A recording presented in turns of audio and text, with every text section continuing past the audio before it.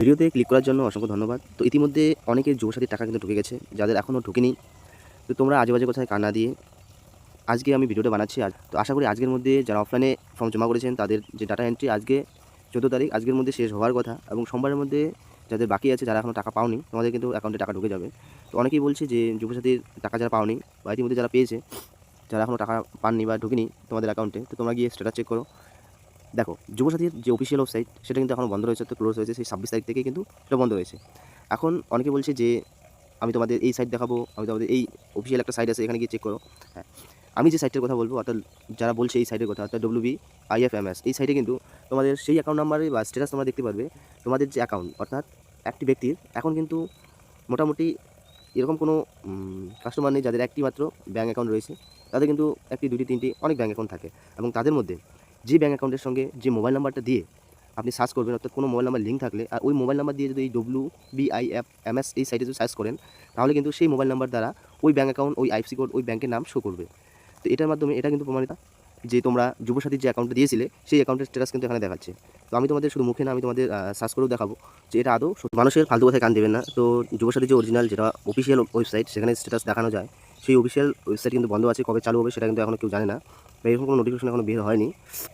তো চলো আমি তোমাদের দেখাবো যে WBIFMS যে ওয়েবসাইট, সেটা কিসের মাধ্যমে কী দেখানো যায় সেটাই আমি তোমাদের দেখাচ্ছি। তো এটার মাধ্যমে এটা কিন্তু তোমরা শিওর হতে পারবে না যে যুবসাথীর যে অ্যাকাউন্টে তুমি দিয়েছিলে সেই অ্যাকাউন্টে তোমার অ্যাকাউন্ট নাম্বার ঠিক আছে, তোমাদের অ্যাপ্লিকেশন বা এন্ট্রি হয়ে গেছে, এরকম কিছু কিন্তু দেখাবে না। হ্যাঁ, সেখানে তুমি এই জিনিসটা দেখতে পারবে যে তোমার মোবাইল নাম্বার কোন ব্যাঙ্ক অ্যাকাউন্টের সঙ্গে লিঙ্ক আছে, সেই অ্যাকাউন্টটা কিন্তু তোমার এখানে শো করবে।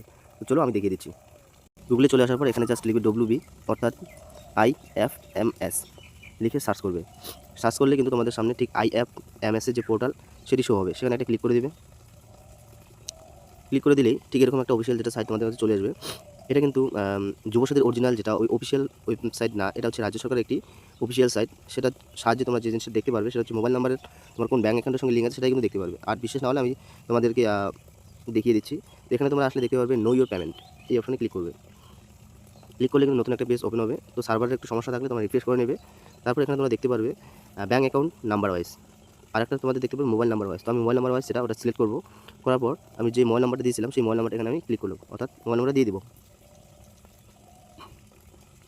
মোবাইল নাম্বার দেওয়ার পর জাস্ট এখানে আমি জেনারেট যে ওটিপি সেখানে আমি ক্লিক করে দেবো, এবং ওটিপি সাকসেসফুল। আমার যে মোবাইল নাম্বারটা দিলাম সেই মোবাইল নাম্বারে কিন্তু ওটিপি চলে গেছে। তো সেই ওটিপিটা আমাদের এখানে বসাতে হবে।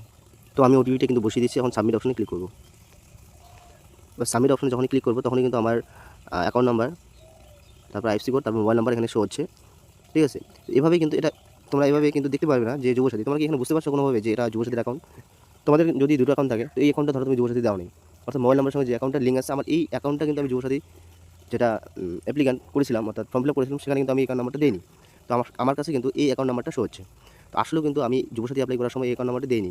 এই অ্যাকাউন্ট নাম্বারটা এই কারণে আসলো, আমি মোবাইল নাম্বারটা যে মোবাইল নাম্বারটা যুবসাথীর সাথে দিয়েছিলাম, ওই মোবাইলটা আমার লিঙ্ক আছে এই ব্যাঙ্কের সঙ্গে, তাই আমার এই ব্যাঙ্ক এখানে শো হচ্ছে। তো অনেকে বলছে যে অ্যাকাউন্ট নাম্বার এখানে ভুল। না, অ্যাকাউন্ট নাম্বার এখানে ভুল থাকবে কী করে?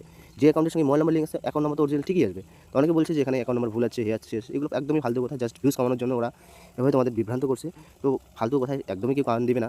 তো আজকের মধ্যেই সব ডাটা এন্ট্রি শেষ হয়ে যাবে, এবং তারপরে সোমবারের মধ্যে কিন্তু আশা করি সবার টাকা ঢুকে যাবে, এবং না ঢুকলে তোমরা অপেক্ষা করো, কিছুদিনের মধ্যে কিন্তু টাকা ঢুকে যাবে। তো তোমাদের অ্যাকাউন্ট নাম্বার ভুল হয়েছে বা এটা ভুল হয়েছে এরকম কোনো কিছু না। জাস্ট রাজ্য সরকার যে বাজেট ছিল সেই বাজেট হয়তো ফেল হয়ে গেছে, অর্থাৎ ফ্লপ হয়ে গেছে। যে অ্যাপ্লিকেশন অনেক পরিমাণে জমা করার কারণে সেই অ্যাপ্লিকেশনগুলো তো এন্ট্রি করতে লাগবে, এর জন্য তো কিছু সময় দরকার। তো ধীরে ধীরে সব ফর্ম এন্ট্রি হবে, এবং তারপরে ধীরে ধীরে টাকাটা ঢুকবে, এই জন্য হয়তো একটু সময় লাগছে।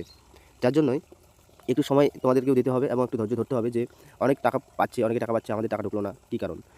এই কারণেই কিন্তু অনেকে টাকা পাচ্ছে না, অর্থাৎ পাচ্ছে কিন্তু কয়েকদিন দেরি হচ্ছে। তো তোমাদের কোনো টেনশনের কোনো কিছু নেই, একটু সময় ধরো বা অপেক্ষা করো, তোমাদের টাকা কিন্তু অ্যাকাউন্টে ঢুকে যাবে। আজে বাজে কথায় কান দিয়ে অন্যরকম কোনো কিছু পদক্ষেপ নিলে তোমাদেরই ক্ষেত্রে সেটা বিপদ হয়ে দাঁড়াবে।